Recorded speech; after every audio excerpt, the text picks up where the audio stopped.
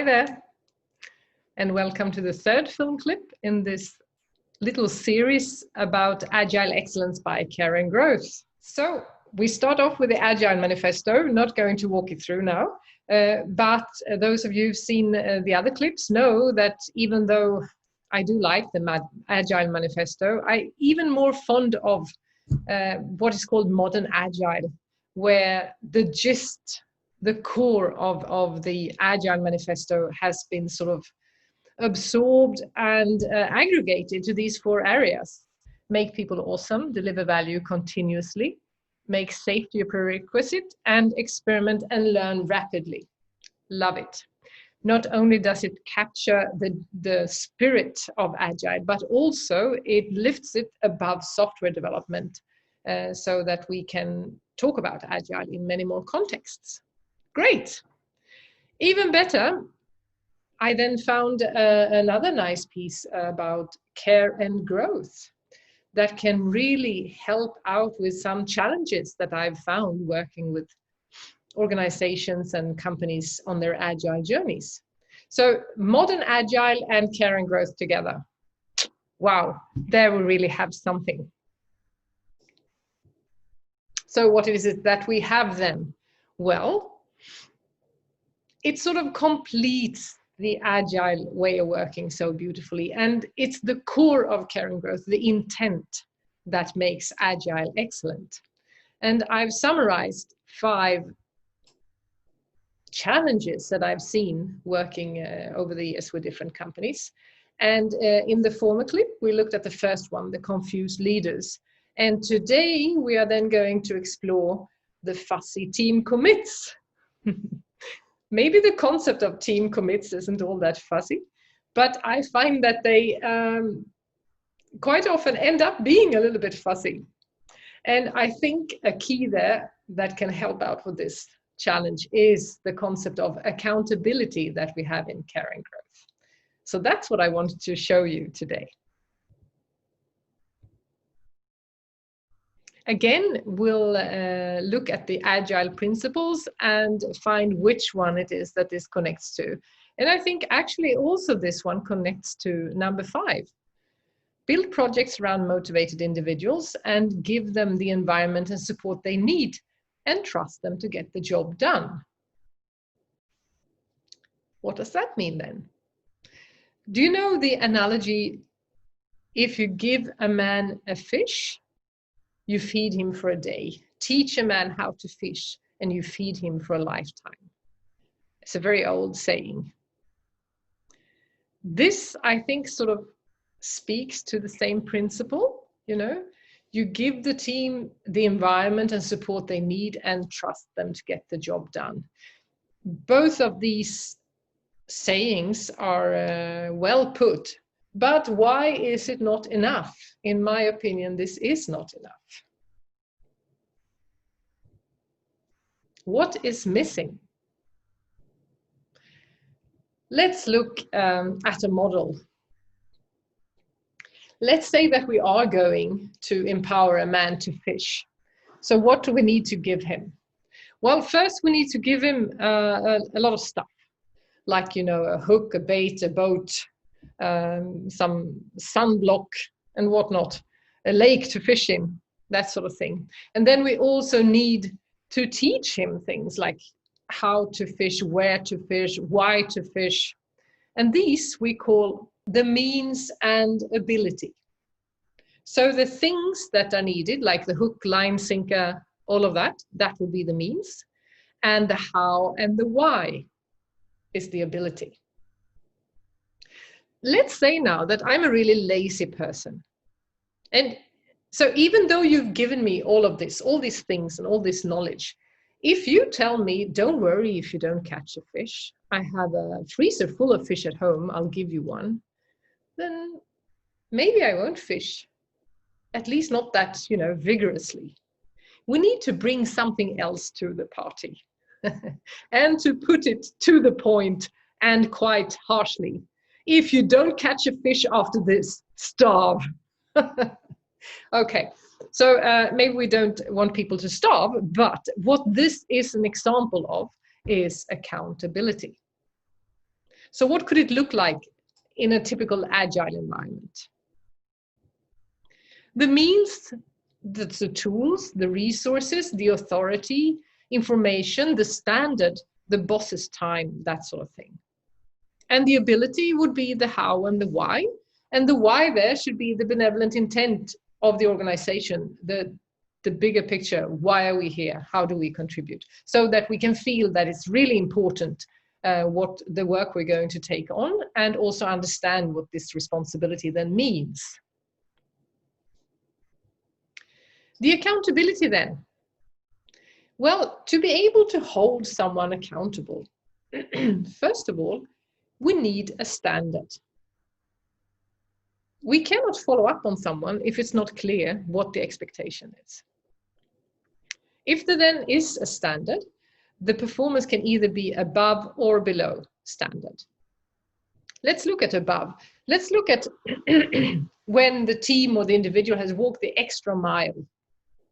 And in, for example, product development, we don't want people to sort of improve stuff all the time. Good enough is another important principle. So walking the extra mile could well mean to know when it is good enough. Okay, but we have someone who is performing clearly above standard.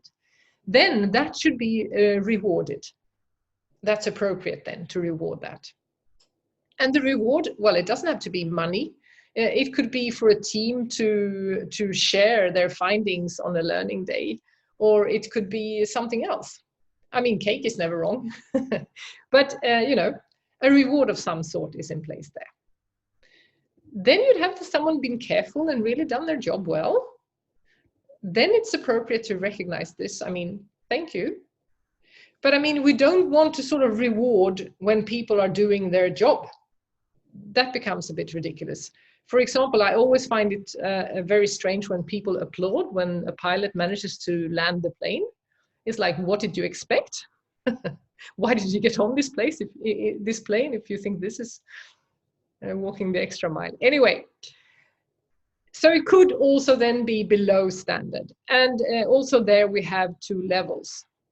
The first level being carelessness, that someone is sloppy and not taking proper care in what they're doing. Then you need to censure that. You need to warn the person and tell them this is not okay. You know? Then to the further left, we have like proper malevolent behavior. Someone is there to sabotage and really not really working with a good attitude at all. And that actually needs to be punished. So the punishment, maybe punishment sounds really harsh, but it has to be like a clear consequence to that. And I'll explain why. This is important. So this with below standard, like repetitive carelessness should also be treated like malevolence. Like, for example, if you get a speeding ticket here in Sweden, you'd get a ticket the first time. If you get another speeding ticket, you'd get another ticket. If it happens a third time, they'll take your license, because then it is seen as a malevolent behavior. So, you know, the sloppiness can turn into a malevolent behavior in how you should follow it up. Right, okay, fine, good. So then we could look at the team as well. I mean, in this environment that we're working then, and hold the team accountable. You know, very important. So we say around this with means, ability, and accountability, we can make mistakes, and they are called the soft and the hard mistake. And first we'll look at the hard one. The hard mistake means to treat means and ability issues as if they are accountability issues. That means that we're trying to hold someone accountable even though they didn't actually have the means and ability they needed for the job. That is just not fair, and that will be seen as very harsh and unfair.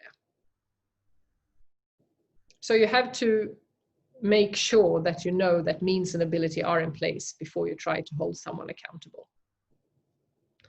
The second mistake, the soft mistake, is the opposite. It is to treat accountability issues as if they are means and ability issues. So that would be typically, you know, someone has the means and abilities, and still, because you don't want to witch hunt, you'd send them on yet another course, or you'd continue coaching them, or, you know, this or that, or this or that. But what they need really is a clear statement that, you know, you've stepped over the line, this is not okay. This soft mistake can also be seen, for example, I've seen it several times in my children's school environment. So let's say that my daughter came home on the Monday with like a long list of assignments and things to do for the week, and she was almost in tears. She was so stressed about this. And so it's this thing that needs to be ready by Wednesday, and then there's this test on Thursday, and then it has this assignment on Friday, and how on earth is she going to put it all together? So, you know, as a parent, you sit down with them and help them make a plan for the week, and notice that, okay, you will miss out on your writing lesson on Tuesday because you need to focus on this, and you cannot meet your friends like you planned on Wednesday because you need to study for your test. And so they do all this, and then on Friday, I mean, I've seen this happen several times. The same kid comes home and says, huh, we got another week. I say, what do you mean? The teacher gave us another week because some of the students hadn't done the assignments. That is typical for the soft mistake. Instead then of holding those students who hadn't done the assignments and hadn't spoken up earlier, holding them accountable, instead, the whole class gets another week, which they don't need. The soft mistake is both more common and actually worse. It's worse for two reasons. I mean, the hard mistake is unfair and harsh, so it's not a goodie, that one either. But the soft mistake, one thing, if we have this example of the school class, I mean, making the soft mistake is being soft on the person that would have needed the follow-up, and it's harsh on everyone else.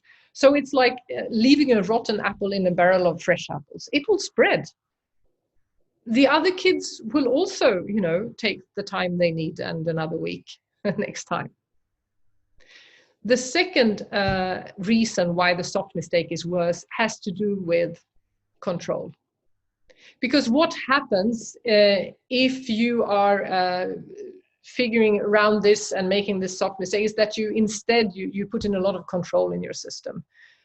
Another example, if you have a number of employees who have a company credit card, and one of them is misbehaving and using this company credit card for personal expenses, then instead you say no one can have a company credit card, rather than following it up with this single person. So you're adding a lot of extra control rather than dealing with the one accountability issue.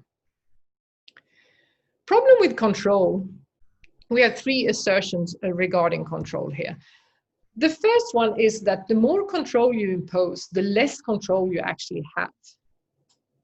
Because people will work under the radar and people will work around it and around you. The second one is that there is no such thing as a value-adding control. I mean, there might be some control that is needed. It could be compared to brakes in a car. It's really good to have brakes in the car, but you don't want to overuse them because that will severely slow you down. And the third thing is, with a nice illustration of the Swedish maskros there to the right, control is like organizational equivalent of weed. So it sort of spreads and takes over. You have to continuously work with removing control. Otherwise, it will just take over. So that's what I wanted to talk about in this little clip. Bye.